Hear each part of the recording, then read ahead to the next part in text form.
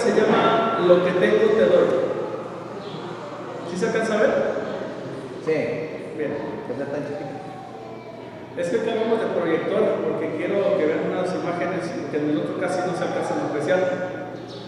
Entonces, ya leímos Hechos, y Hechos nos narra de que Juan y Pedro subían al templo a orar a las 3 de la tarde, que es la oración de la tarde.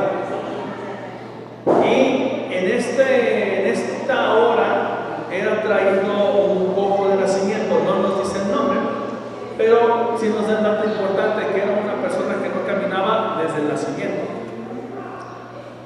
Y que lo ponía cada día a la puerta del templo, que se llamaba La Hermosa. También vemos, por ejemplo, en el versículo 4, Pedro con Juan, fijando en él los ojos, les dijo: míranos. Entonces,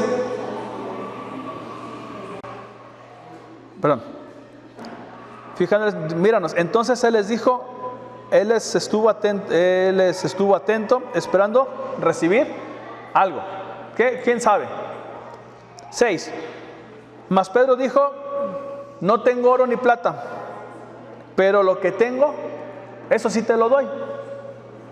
En el nombre de Jesús de Nazaret, levántate y anda. Y tomándole por la mano derecha, le levantó. Y al momento se le afirmaron los pies y tobillos, y saltando se puso en pie y anduvo. Y entró con ellos en el templo, andando y saltando y alabando a Dios. Y todo el pueblo le vio andar y alabar a Dios. Y reconocían que el que estaba sentado a pedir limosna a la puerta del templo, La Hermosa, y se llenaron de asombro y espanto porque le había sucedido. Y en el 11, fíjense: y teniendo asidos, agarraditos a Pedro y a Juan, el cojo que había sido sanado, todo el pueblo atónito concurrió a ellos al pórtico que se llamaba de Salomón. Bien, antes que nada, ese es el templo, el templo de Herodes. ¿Sale? El cojo estaba aquí. ¿Sí se alcanza a ver? Aquí. Esta puerta es la puerta La Hermosa. Aquí lo ponían: siéntese aquí, pida su limosna. No sabemos si era todo el día o ciertas horas, no lo sabemos. El chiste es que ahí estaba. ¿Sale? Tenemos otra vista, otra panorámica. Aquí, ¿sí se ve? Tenemos la puerta de La Hermosa. El pórtico de Salomón es todo esto que va hasta por allá, ¿sí? Este es el pórtico de Salomón. Y esta puertita que está aquí se le llama la puerta del Mesías. Ya con eso nos damos una idea, ¿verdad? Entonces, datos históricos: el pórtico de Salomón medía 480 metros de largo. ¿Te imaginas lo inmenso que era? Todo el frente. 480 metros de largo, 14 metros de ancho. ¿Cuánto mide el templo? Creo que... Entonces, como más o menos esto es lo ancho. Así. Más o menos. Bueno, contando las paredes de allá. ¿Sale? Sí, son los 14 metros. Es lo que medía el pórtico. Y en este lugar dice que estaba reunida, aquí, en este pórtico, estaba reunida la iglesia. Y es muy bonito y es muy interesante esto, ¿sí? En este pasaje vemos muchas cosas de gran valor, desde que la iglesia se congregaba en el pórtico de Salomón, porque era el acceso directo del Mesías. El templo les quedaba enfrente, netamente enfrente. Esto hacía que dieran testimonio de Jesús y su poder. Entonces, regresando para atrás, vamos un poquito a de escatología. Cuando Jesús regresa por segunda vez, ¿a dónde viene? Al Monte de los Olivos, ¿verdad? El Monte de los Olivos estaba mero enfrente del templo de Jerusalén. Es decir, esta puertita daba mero enfrente al Monte de los Olivos. ¿Sí? Entonces te imaginas cuando venga Jesús otra vez y el templo esté reconstruido, viene al Monte de los Olivos y ¿por qué puerta crees que va a pasar? Por esa. Y mero enfrente, ¿por qué puerta crees que va a entrar? Y mero enfrente, más para acá, yendo todo derechito, pues ya está la entrada, el acceso al lugar santísimo. ¿Se fijan? O sea, ya todo básicamente está bien planeado.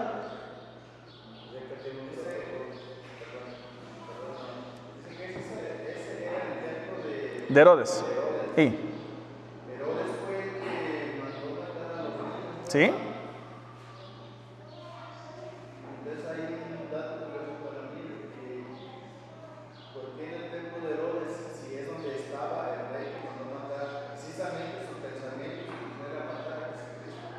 Ajá.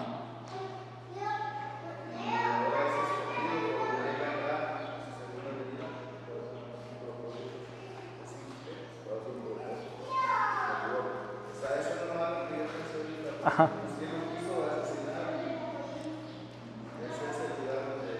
Sí, por ahí, o sea, cuando venga Jesús, va a entrar por esta puerta, va a estar aquí en el pórtico de Salomón y va a entrar a esta puerta y va a entrar hasta el lugar santísimo. Es decir, va a entrar por aquí, viene por acá, por acá, por acá y vámonos hasta adentro. ¿Sale? Ajá. Ahora, ¿por qué esto es tan importante? Bueno, primero, que la iglesia permanecía fiel.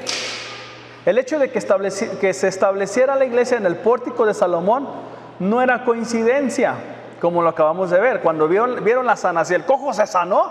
¿Dónde fueron? Al pórtico de Salomón. ¿Y qué dice? Pues se quedaron ahí. Entonces, no era coincidencia, sino una demostración de amor, esperanza y lealtad a Jesucristo cuando Él volviera. Fíjate lo que dice Hebreos 10:25 en la traducción del lenguaje actual. No dejemos de reunirnos como hacen algunos. Al contrario, animémonos cada vez más a seguir confiando en Dios. Y más, aun cuando ya vemos que se acerca el día en que el Señor juzgará a todas las naciones. Cabe resaltar que esta carta, en este tiempo, el templo de Herodes todavía no estaba destruido. ¿Sale? Era como el año 68, 70 más o menos, pero el templo de Jerusalén no estaba destruido. ¿Sí? Y esta carta se escribe. ¿Dónde creen que mandaban a todos los creyentes, por lo menos en Jerusalén? Al pórtico de Salomón. ¿Por qué? Porque ahí se congregaban en esos 480 metros de largo. ¿Cuánta gente puede entrar, caber ahí por 14 de ancho? Pues muchitos, ¿verdad? Ahora, ¿por qué les pongo esto? Porque precisamente cuando estuvieron reunidos se alentaban unos a otros diciendo: por esa puerta entrará Jesús y le veremos. ¿Te imaginas así cuando los ángeles le dijeron: varones galileos, ¿qué hacen aquí? Ah, es que vimos a Jesús. Ah, bueno, pues ese Jesús, así como lo vieron irse, así también va a volver. ¿Sí? Pero también hubo otra parte donde los discípulos le preguntaron: ¿restaurarás el reino a Israel?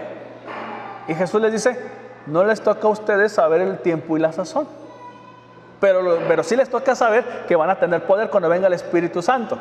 ¿Qué estaba pasando aquí? Históricamente, los discípulos estaban esperando que Jesús sí se fuera al Padre, pero que en ese mismo tiempo regresara. ¿Y dónde creen que iba a regresar? Al Monte de los Olivos. ¿Y dónde crees por qué puerta iba a pasar? Por la puerta del Mesías.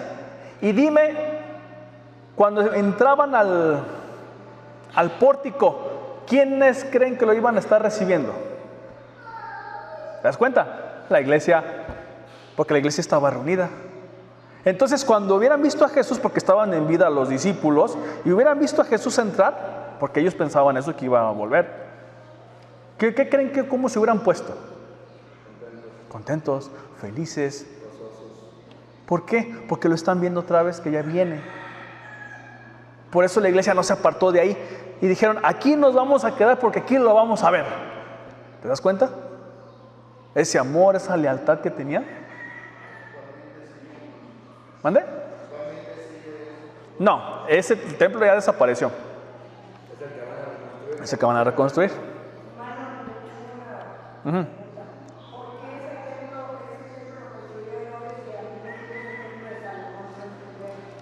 Es una historia un poquito larga, como para esto.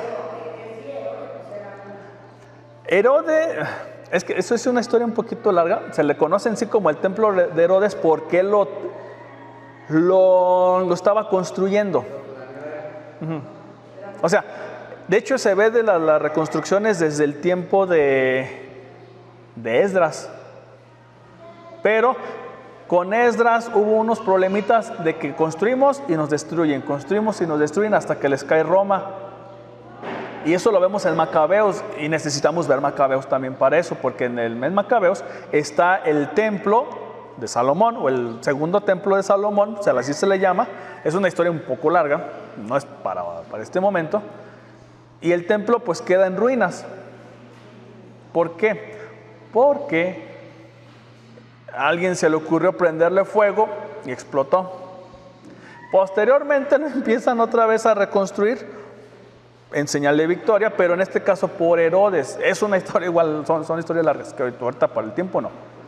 Entonces se le conoce el templo de Herodes porque es el que ahora lo está haciendo, pero con planos del templo de Salomón o de incluso de David. No, se le conoce así porque él lo empezó a reconstruir con planos que ya se tenían anteriormente. Ajá. O continuar con la obra, por así decirlo. Jerusalén. Les digo, es interesante lo que es la historia del templo, pero luego vemos una tertulia a hablar de 2 horas de puro de esto. Pero lo que yo voy es que te imaginas tú diciéndoles a los hijos o a los hermanos, no se vayan, quédense porque va a venir. ¿Cuándo? No lo sabemos. Entonces, si te vas o no estás, no le vas a ver. Esto hacía que lo más valioso que poseían los discípulos era su nombre como autoridad. ¿Qué pasa cuando pierdes la fe, esperanza, la convicción? ¿Cómo actuamos? Entonces, ¿te imaginas cuando tú te empiezas a salir de la iglesia, ya no oras, ya no lees? ¿Cómo está esa convicción? Por eso era necesaria el congréguense aquí. ¿Por qué? Porque Jesús los estaba uniendo. No sé si me estoy dando a entender. Ajá, ¿la esperanza en qué? Jesús va a entrar por esa puerta. Por esa puerta tiene que entrar Jesús. Y le vamos a ver y nos gozaremos, porque lo veremos como Mesías, entrar hasta el lugar santísimo. No sé si me estoy dando a entender.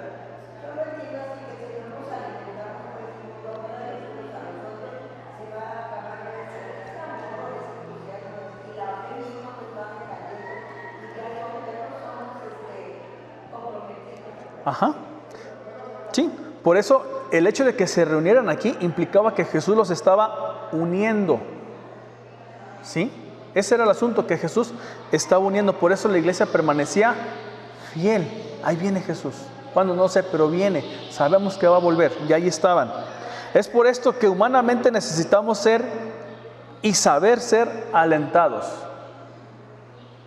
Yo necesito alentar a alguien, pero también necesito que alguien me aliente cuando yo estoy mal. Pero obviamente saber que necesito ser alentado y hacer los cambios necesarios.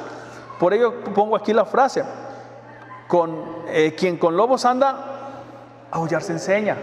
Entonces, si tú te juntas con una persona que está esperanzada en el regreso de Cristo, ¿qué es lo que qué te va a contagiar? Una esperanza del retorno del Hijo de Dios. Pero si tú te juntas con una persona, ay, es que Dios, yo no creo, o ya nos olvidó, qué sé yo, ¿cómo te vas a sentir? Desesperanzado. Por eso era, reúnanse en el pórtico, porque ahí estaba la iglesia.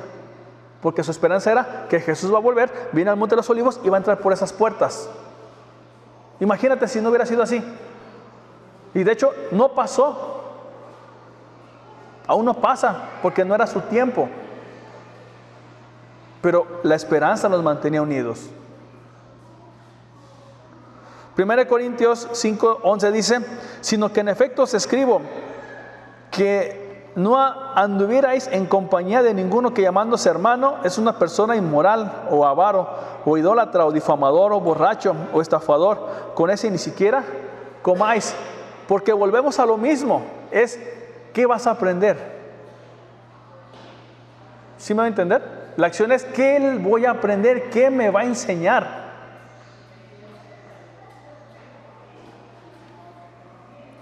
Y eso me lleva precisamente al segundo punto. Lo que tengo te doy. Imagínate estar imposibilitado por un largo tiempo o estar enfermo por mucho tiempo, pero sabiendo que enfrente tuyo tienes la solución a tus problemas. Y peor aún, que no quieres usarla. Entonces tú tienes el pórtico aquí enfrente, y enfrente del pórtico estaba la puerta de la Hermosa. ¿Te imaginas al cojo viendo a la iglesia de Jesús congregándose, alabando, haciendo manifestaciones milagrosas, diciendo, ¿por qué no voy para allá? ¿Por qué no voy con esa bola de aleluyos? Los tenía mero enfrente, pero no hacían nada. ¿Sí? Así estaba este hombre, mero enfrente tenía la solución a su problema. Así nos puede pasar como este hombre. Esperamos sanar, tener paz, ser valientes, pero no somos capaces de tomarlo. No somos capaces de ir por ello. ¿Sí? Yo deseo, yo quiero, yo anhelo, pero ¿qué haces para poderlo tener? Por eso, ¿qué tan millonario era Pedro? Físicamente hablando, económicamente hablando. Era un pescador. Es más, ya no tenía ni por oficio de pescador. Ya no podía, no porque no pudiera, sino porque ya no estaba comisionado a eso. Sí. Fíjate lo que dice. Mas Pedro dijo: no tengo ni oro ni plata, pero hay una cosa que sí tengo. Eso sí tengo. Y es más efectivo y te va a ayudar más. En el nombre de Jesús de Nazaret, ¿qué dice? Levántate y anda. ¿Qué esperaba el cojo? Una limosna. Una migaja, dice Mario. Una moneda. Una solución temporal a su existencia. Algo que le quitara el sueño, algo que le quitara el mareo en ese momento. Sí. Y sin embargo, ¿qué esperamos de Dios? Todo, la bendición. Fíjate, Romanos 8:32. Si Dios no se guardó ni a su propio Hijo, sino que lo entregó por todos nosotros, ¿no nos dará también todo lo demás? ¿Te fijas? Si Dios no se guardó a su Hijo, lo más valioso, por así decirlo, que tenía, ¿por qué se va a guardar otras cosas que son de menos valor, por así llamarlo? Con más razón. ¿Por qué? Porque yo espero la bendición de Dios porque yo ya soy su hijo.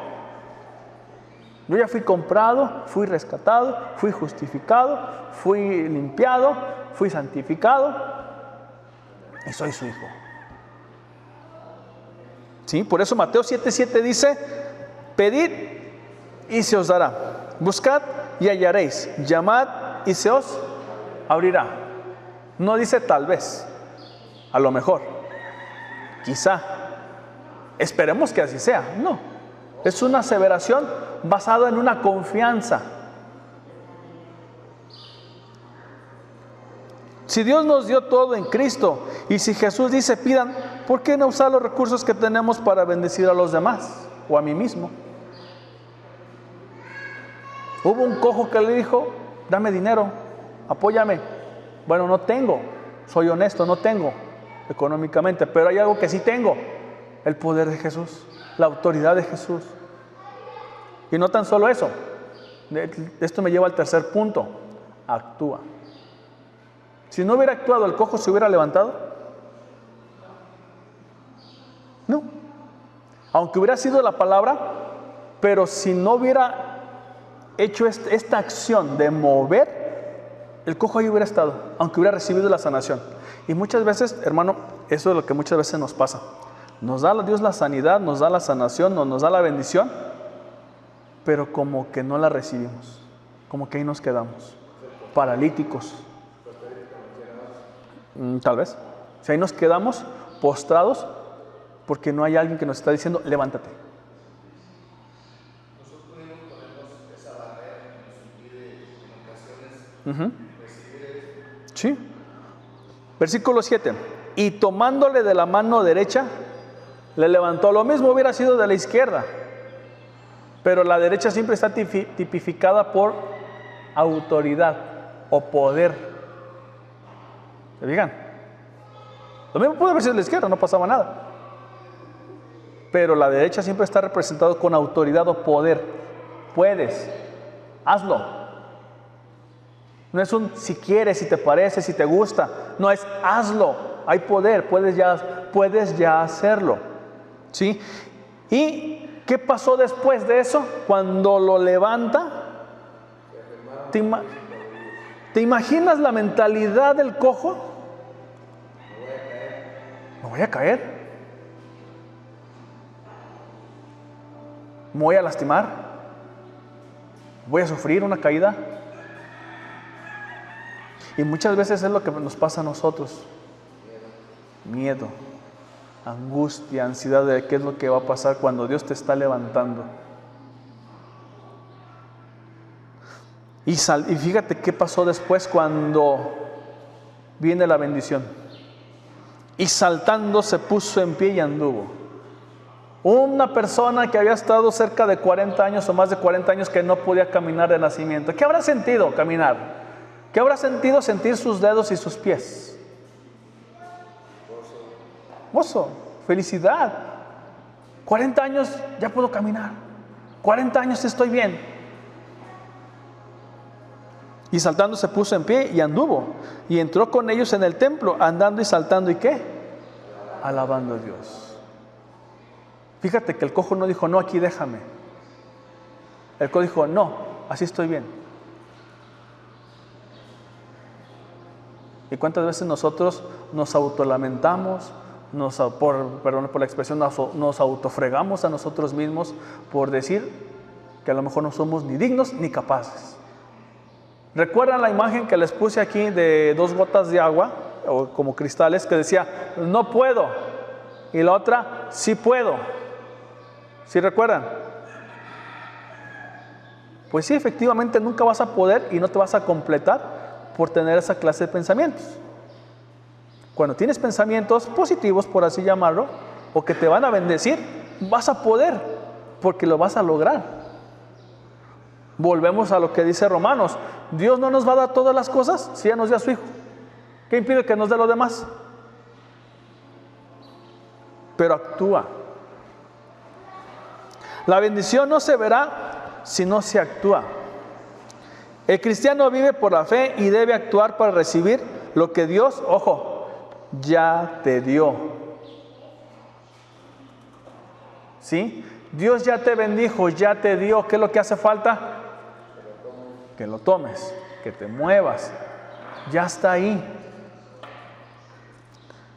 Si no se actúa, no se puede comprobar las palabras del apóstol, levántate y anda.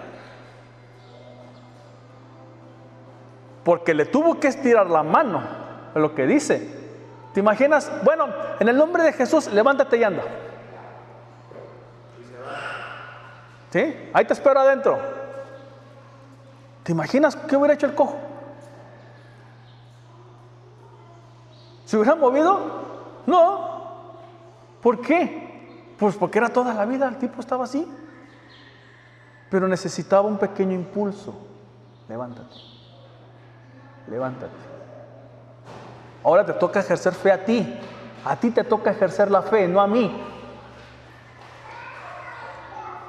1 Corintios 2:4 dice: ni mi palabra ni mi predicación se basaron en palabras persuasivas de sabiduría humana, sino ¿en qué? Sino en la demostración del Espíritu y de poder. ¿Se fijan? No tan solo es bla, bla, bla, bla, bla, sino también hay acción. Hay una acción física, no tan solo espiritual, sino hay una acción física.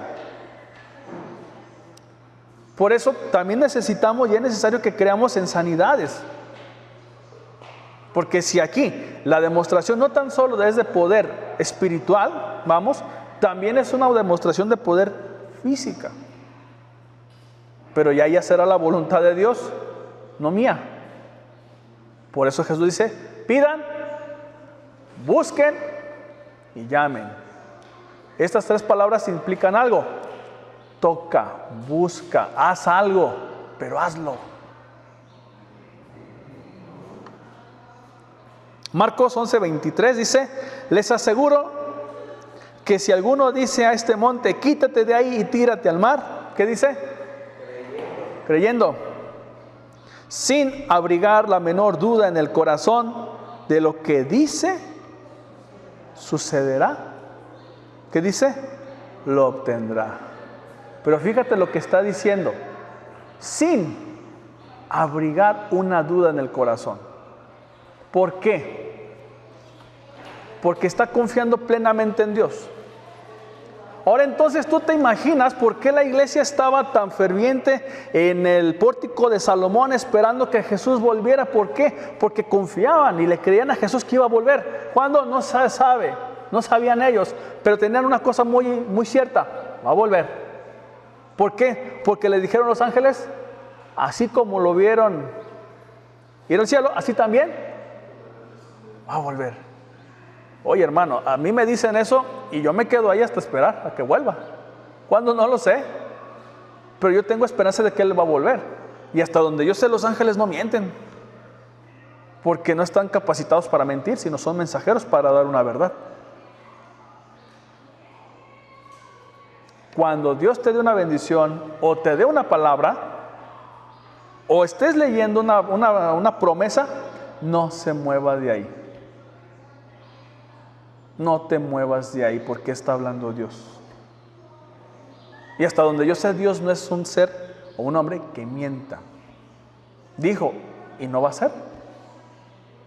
¿Te va a bendecir? Sí.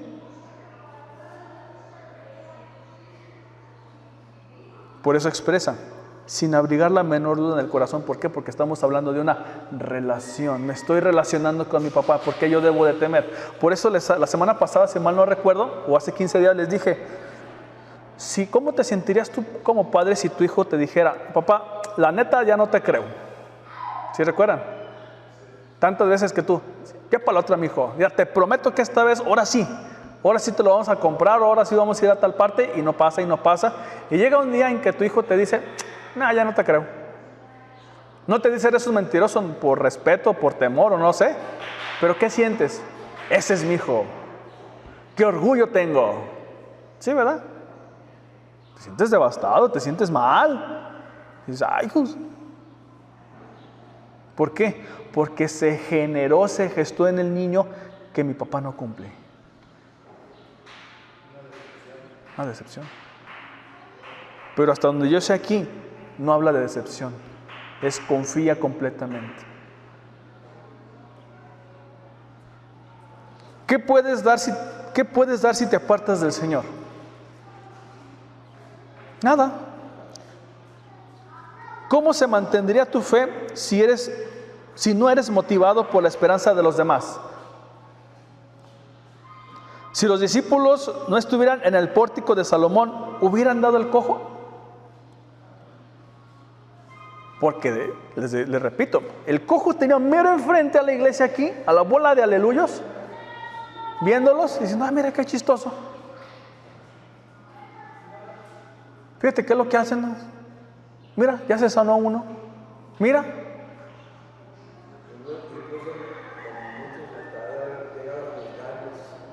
Tal vez. Y entra Pedro y Juan en un horario determinado. Oye, dame. Sí. Dios te bendiga. En el nombre de Jesús. Pero fíjense, no les dijo Dios te bendiga. Estaban atendiendo una necesidad. ¿Cuál era la necesidad del cojo? Era un sustento. Sí. Sí.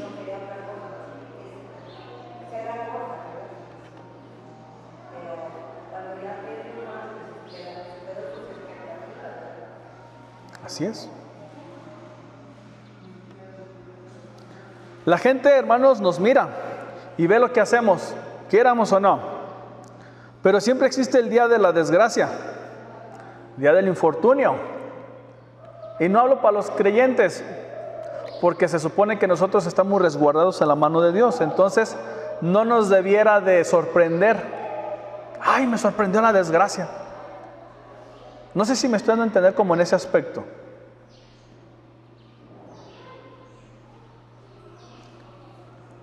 Pero siempre existe el día de la desgracia, y es ahí cuando el cristiano debe de decir, lo que tengo te doy, y actuar en fe. Porque ¿qué más tienes para dar? Sí, puedes darle dinero, puedes darle ropa, está bien, eso ayuda, pero no le asegura salvación, no le asegura una sanidad, no le asegura una convivencia con Dios. ¿Y qué es lo que les aseguró Pedro y Juan a este cojo? Una certeza que Jesús, el que había muerto hace tiempo, va a volver y va a pasar por esa puerta. ¿Se fijan? Por eso es, no tenga miedo. Al contrario, quédese en el pórtico de Salomón esperando a que el Señor venga. Y va a volver. Mantenga la esperanza y va a ser recompensado.